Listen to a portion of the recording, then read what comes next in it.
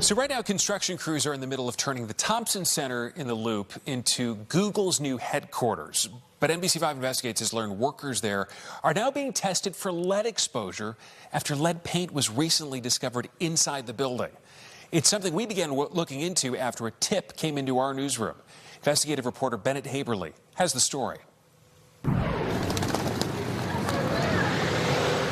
When it was completed 40 years ago, Helmut Jahn's 17-story postmodern building with its glass-covered atrium was meant to be a nod to government transparency.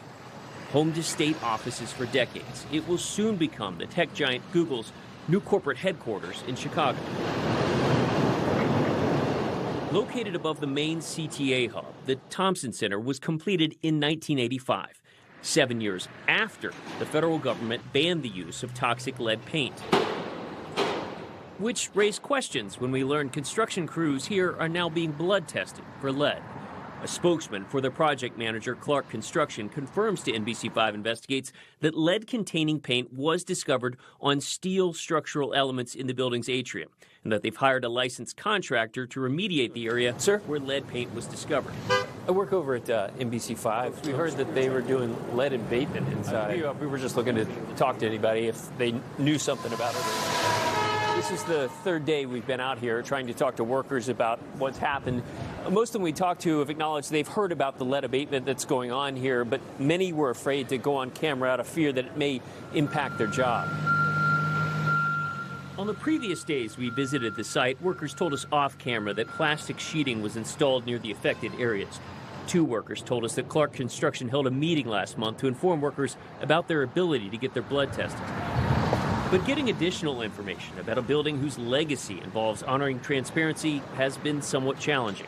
Chicago Public Health told us they only investigate lead issues if the business is a daycare. They suggested we contact the Illinois Department of Public Health. That agency told us to contact OSHA, which did confirm they're looking into it, but has 6 months to complete their investigation. I would not expect OSHA to take 6 months to put out findings from a lead investigation. They're not that complicated.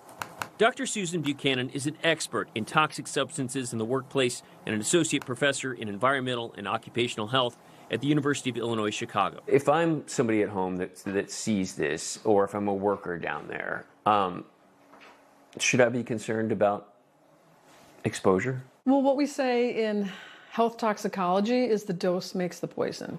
So it depends on how much you got exposed to. In a statement, a spokesman for Clark Construction said they are committed to maintaining a safe and compliant work environment, that the company's fully cooperating with OSHA, and that testing was made available to tradespeople, and they're not aware of any test results showing elevated levels of lead. So if they're saying there are no elevated levels, you're saying it depends. Yes. I would guess that any physician that saw a worker with a level over 10 to 15 micrograms per deciliter is going to want to know where that exposure is coming from and is going to want to decrease that exposure. As Dr. Buchanan points out, the industry standard for removing a construction worker occurs when their blood lead level is greater than 50 micrograms per deciliter. They can return to work if it's lower than 40. I would consider that way too much lead in your system. To be clear, we don't know how many workers were tested, what the results were, or how this was discovered. Clark won't say. Neither will the unions that represent the tradespeople.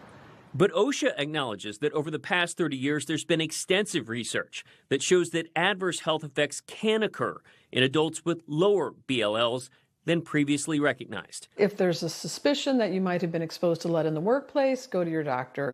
Dr. Buchanan says it's a good idea for workers to get a blood test and that they may want to consider changing their clothes before they get in their car or their homes out of an abundance of caution because they could transfer lead dust to children.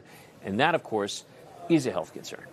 Bennett Haeberle, NBC5 Investigates. All right, Bennett asking the questions tonight. Thank you so much.